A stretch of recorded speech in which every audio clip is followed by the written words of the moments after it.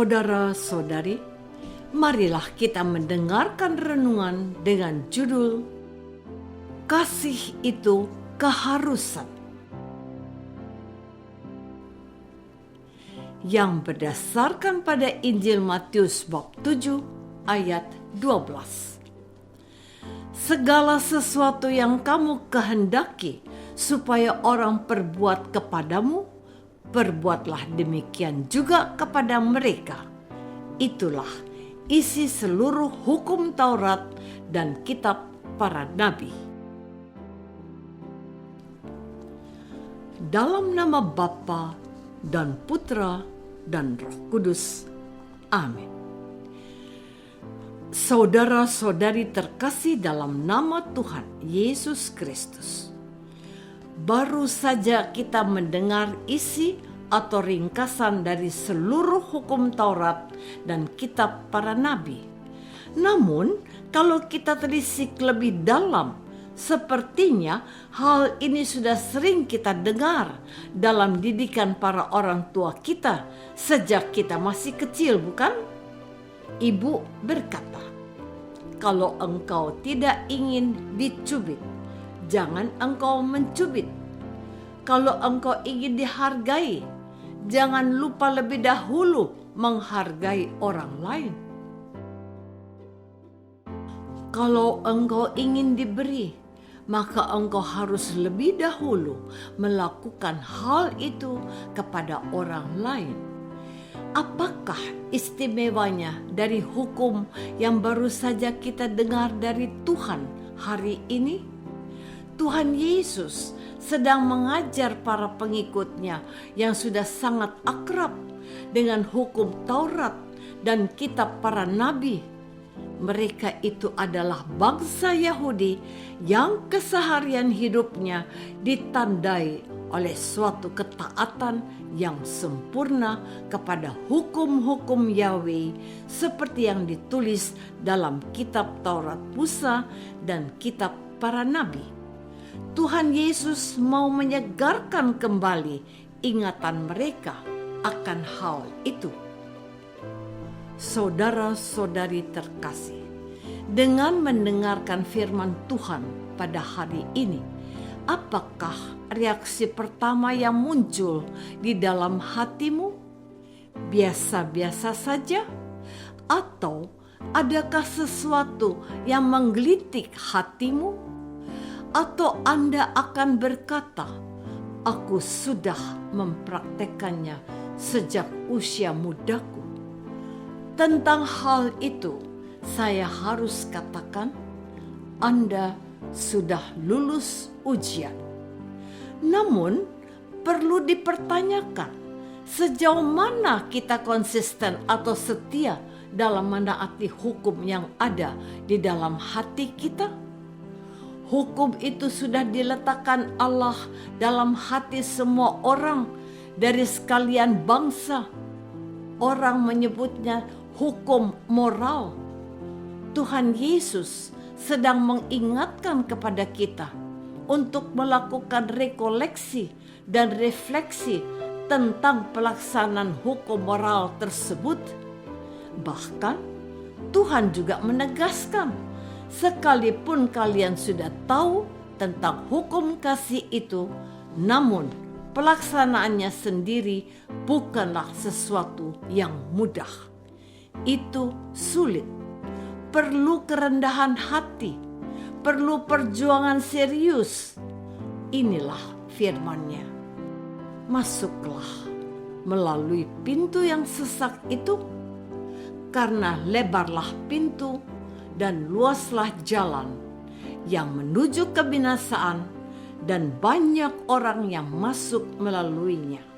Karena sesaklah pintu dan sempitlah jalan yang menuju ke kehidupan, dan sedikit orang yang mendapatkannya. Saudara-saudari terkasih, Injil Matius bab 7 ayat 12 ini seringkali disebut dengan kaidah emas. Mengapa demikian? Meskipun itu ada dikatakan dalam hukum Taurat, namun Tuhan menempatkan hukum itu di dalam hati manusia untuk dipatuhi. Hukum itu akan mendatangkan kebahagiaan bagi orang lain dan bagi dirinya juga. Emas sering dicari orang.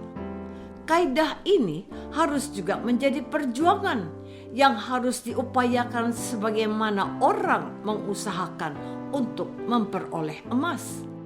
Perjuangan itu adalah usaha untuk melakukan terlebih dahulu hal-hal yang baik, berkenan, dan disukai orang lain.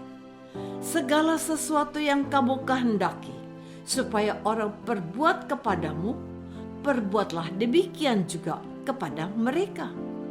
Kita diminta untuk proaktif, memiliki watak rendah hati, dan sifat mendahulukan kebahagiaan orang lain.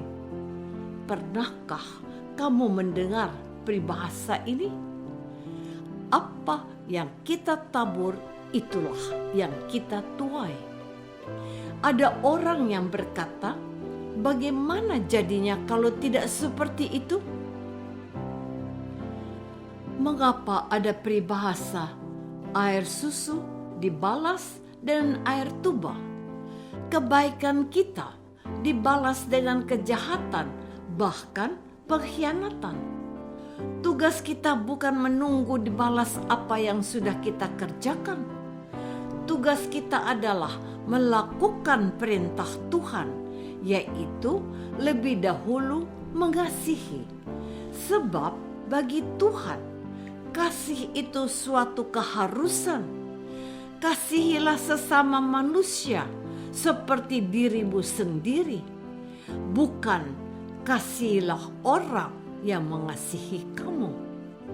Kalau demikian ada dalam pikiranmu, maka sampai kapan engkau menemukan orang seperti itu? Saudara-saudari terkasih, kasih itu adalah sebuah keharusan. Tuhan sudah memberikan contoh kepada kita dengan mengasihi kita sampai wafat di kayu salib. Tuhan Yesus juga berkata agar kita mengasihi seperti Bapa yang mengasihi semua orang, orang baik dan orang tidak baik, semua dikasihi. Ia menurunkan hujan dan memberi panas kepada semua orang. Ia tidak hanya memberi hujan kepada orang baik saja, dan sebaliknya kekeringan untuk orang jahat saja. Tuhan Yesus menghendaki kita memiliki kasih yang sempurna seperti Bapanya dan seperti Dia yang berfirman, kasihilah sesamamu seperti aku telah mengasihi kamu.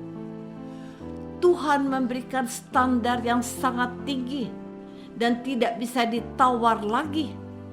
Hendaklah engkau sempurna seperti Bapamu yang di surga adalah sempurna.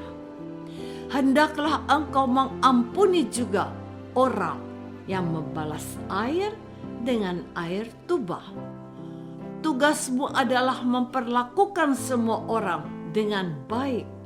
Selanjutnya, serahkan hari esokmu kepada Allah yang tahu akan semua yang engkau butuhkan.